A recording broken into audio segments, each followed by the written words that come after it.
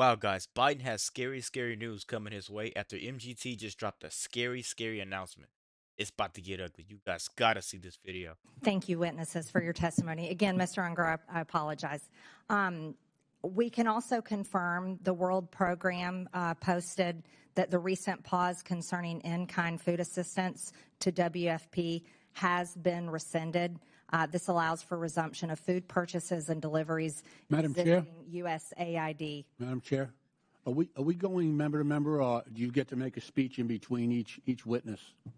If you're going to offer evidence or you're testimony, you're not you should be recognized. in the clock. You're not recognized. It's my time. Sure am. My time. I now recognize myself for 5 minutes of questions. And this committee, based on this hearing and witness testimonies, will consider recommending investigations and criminal referrals. Listen to this. When Joe Biden was president, his son Hunter was on the board of a Ukrainian energy company called Burisma. The prosecutor general of Ukraine at the time, Viktor Shokin, was investigating Burisma for corruption. Biden threatened, and it's on video, to withhold $1 billion of USAID grant to Ukraine if Shokin wasn't fired. Mr. Primorak, is USAID supposed to be used as leverage by a president to protect his son? No, we call that corruption. Mr. Primorak, in your estimation, roughly what percentage of USAID funding is doled out to bad actors or to efforts that don't have the best interests of Americans in mind? I think what troubles me most is learning, I believe last year, following the hard work of the House Foreign Affairs Committee and Senator Joni Ernst, that USAID has been paying out over 50% to overhead charges. The Office of Inspector General of USAID criticized the agency for not knowing the overhead charges being handed out to all of these actors for $142 billion of disbursements. That is extremely troubling. Yes.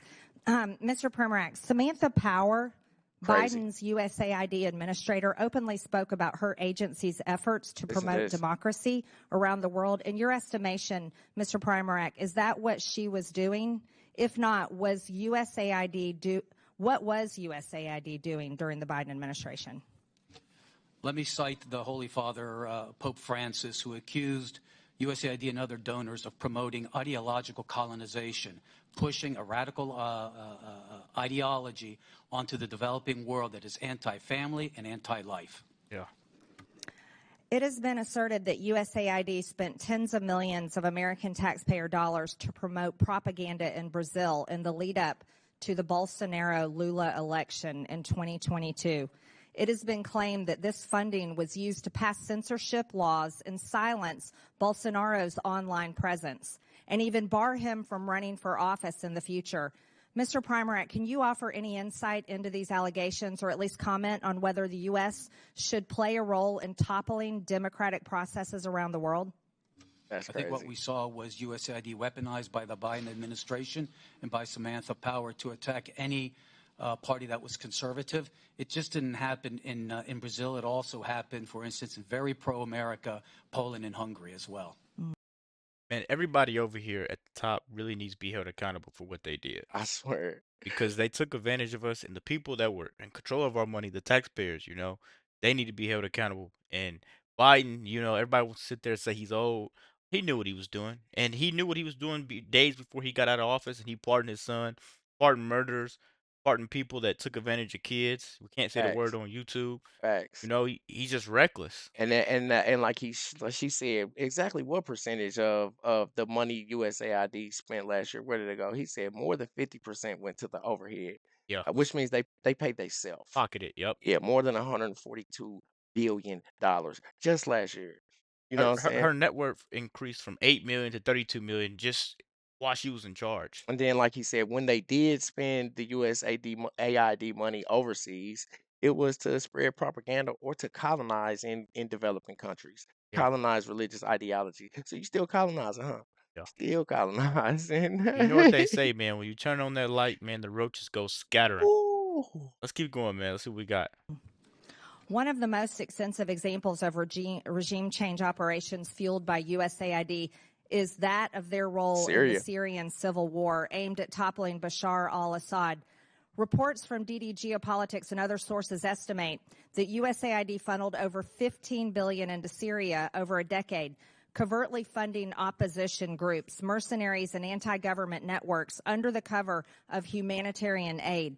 This included support for militant factions and propaganda efforts, often in collaboration with the National Endowment for Democracy. The operation culminated in Assad's overthrow in 2024 by Western-backed groups, with USAID's financial trails documented in congressional budget reports and criticized by Syrian officials as interference masked as assistance. Mr. Roman, do these kinds of activities carried out by an American agency make Americans safer at home, or do they risk embroiling us in more deadly and costly foreign conflicts?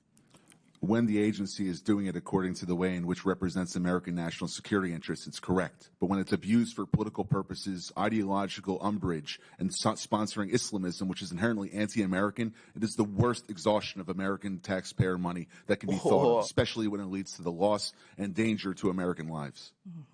Facts. In 2014, during the Euromaidan uprising in Ukraine, which led to the ousting of President Viktor Yanukovych, USAID is estimated to have spent billions of dollars on civil society initiatives that were allegedly designed to destabilize the pro-Russian government.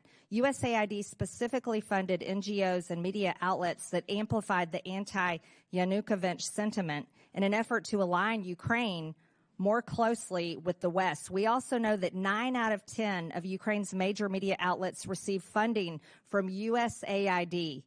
Mr. Roman, should Americans' tax dollars be funding propaganda? When it's pro-American propaganda, yes. But if it's supporting another regime which is inherently anti-American, no, it should have no involvement with that, which is the pattern we've seen under the Biden and Obama administrations. Thank you. And I'll tell you guys like this. They were sending our money that we're paying in tax. You know, if you didn't pay taxes, you went to jail. But they were making transgender soccer leagues in China while people over here are poor. They're sitting here putting illegal immigrants in penthouses in New York. Nice hotels. Nice. They spent $50 million on that. First, they pay themselves. Yeah. First, they pay themselves, and then, like she said, there's literally a paper trail that even like foreign countries can see in our budget reports where we're paying to, mess up their democratic process. Exactly. And like she said, how you think they're going to feel about it? They're definitely going to be mad at the whole entire country. And if they attack America, who are they going to hurt? Us, the Americans. You know what I'm saying? If we're not in your country messing with your voting process, that's those people that was representing us.